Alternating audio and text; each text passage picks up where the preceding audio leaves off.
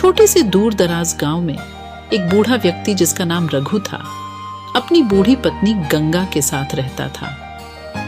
कभी रघु गांव का मुखिया हुआ करता था, जिसे सभी सम्मान और प्रशंसा देते थे, लेकिन अब गांव वाले उसे एक बदकिस्मत इंसान, मनहूस कहते थे। 3 दिन से भी अधिक हो गए थे और दोनों ने कुछ नहीं खाया था। भूख उन्हें शारीरिक और मानसिक रूप से कमजोर कर रही थी। 3 दिन हो गए गंगा, 3 दिन बिना कुछ खाए। मेरी ताकत छूट रही है। क्या हमें इस जीवन में फिर कभी खाना नसीब होगा?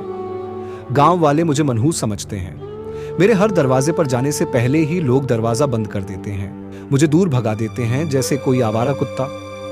लेकिन मैंने क्या गुनाह किया है गंगा? मैंने क्या गुनाह किया है? हम क्या कर सकते हैं रघु? मौत भी हमें छोड़कर चली गई है, लेकिन अगर हमें अपनी जान भी लेनी है तो जहर खरीदने के पैसे भी नहीं हैं। खाने की बात तो छोड़ो। रघु की आंखों में आंसू भर आते हैं, क्योंकि वह अपनी कमजोर पत्नी को देखता है। गंगा, तुम यहीं आराम करो। मैं गांव के नए मुखिया बलवंत के पास जाता हूँ। शायद वह हम पर दया करे और कुछ खाने को दे दे। रघु अपने छोटे जर्जर घर से निकलकर बलवंत के भव्य घर की ओर चलता है। बलवंत अपने 10 वर्षीय बेटे विक्की के साथ आंगन में खेल रहा है। अचानक दरवाजे पर दस्तक होती है। इस समय कौन हो सकता है? मुझे मुखिया बनने का पछतावा हो रहा है। ये लोग सोचते हैं कि उन्होंने मुझ पर एहसान किया है, लेकिन अब हर छोटी मोटी समस्या लेकर मेरे पास आ जाते हैं। बलवंत दरवाजा खोलता है और देखता है कि रघु खड़ा है। उसके चेहरे पर हताशा छाई हुई है। तुम यहाँ क्या कर रहे हो रघु?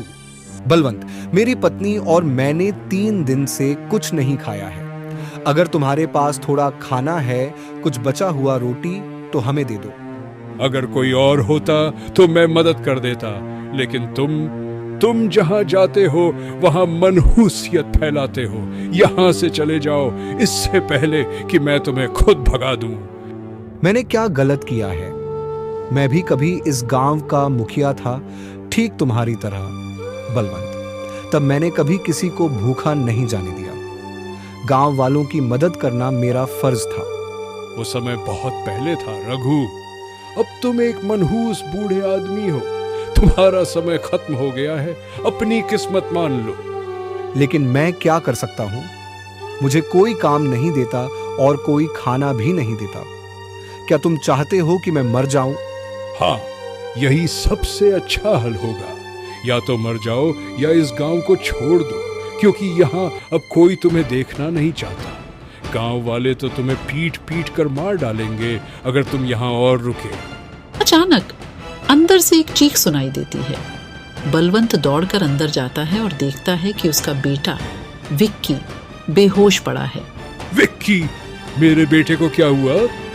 साहब, विक्की खेलते हुए फिसल गया और उसके सिर पर चोट लग गई। ये सब तेरे कारण हुआ रघु। हर बार जब तुम मेरे घर के पास आते हो, कोई ना कोई अनहोनी होती है।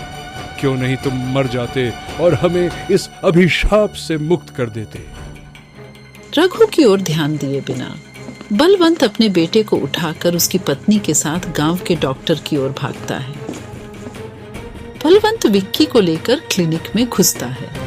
डॉक्टर जल्दी से लड़के का मुआयना करता है, जो जख्मी हालत में है। ये गंभीर है मुखिया, तुम्हें अधिक सावधान रहना चाहिए था। मैं जो कर सकता हूँ करूंगा, लेकिन कोई गारंटी नहीं है। मुझे उपदेश मत दो और मेरे बेटे को बचाओ। मैं इस गांव का मुखिया हूँ और मैं तुम्हें आदेश देता हूँ कि अपना सर्वश्रेष्ठ करो। रघु चुपचाप क्लिनिक में दाखिल होता है, लड़के की चिंता करते हुए। वह कोने में खड़ा होकर यह दृश्य देखता है। तुम फिर से यहाँ आ गए? क्या तुम्हारे कारण पहले से ही पर्याप्त समस्याएं नहीं हुई? अब चले जाओ, इससे पहले कि मैं तुम्हें बाहर फेंक दूं। मैं सिर्फ यह देखने आया था कि लड़का ठीक है या नहीं। मेरी पत्नी पहले ही बेहोश हो गई थी और मुझे उसे खाना खरीदने के लिए कुछ पैसे चाहिए। तुम और तुम्हारी पत्नी हमेशा बेहोश होते रहते हो। क्यों नहीं तुम दोनों मर जाते और हमें छुटकारा दिलाते? डॉक्टर विक्की के खून को रोकने में सफल हो जाता है और बलवंत की ओर मुड़ता है। वो ठीक हो जाएगा, लेकिन तुम्हें उसकी बेहतर देखभाल करनी होगी। बलवंत अब भी गुस्से में रघु को वहां से निकलने का आदेश देता है। जो गांव वाले क्लिनिक के बाहर इकट्ठा हुए थे वे रघु को गालियां देने लगते हैं। विक्की के हादसे के लिए उसे दोषी ठहराते हैं। हर बार जब तुम दिखते हो कुछ न कुछ बुरा होता है रघु। तुम जहां भी जाते हो वहां तबाही फैलाते हो।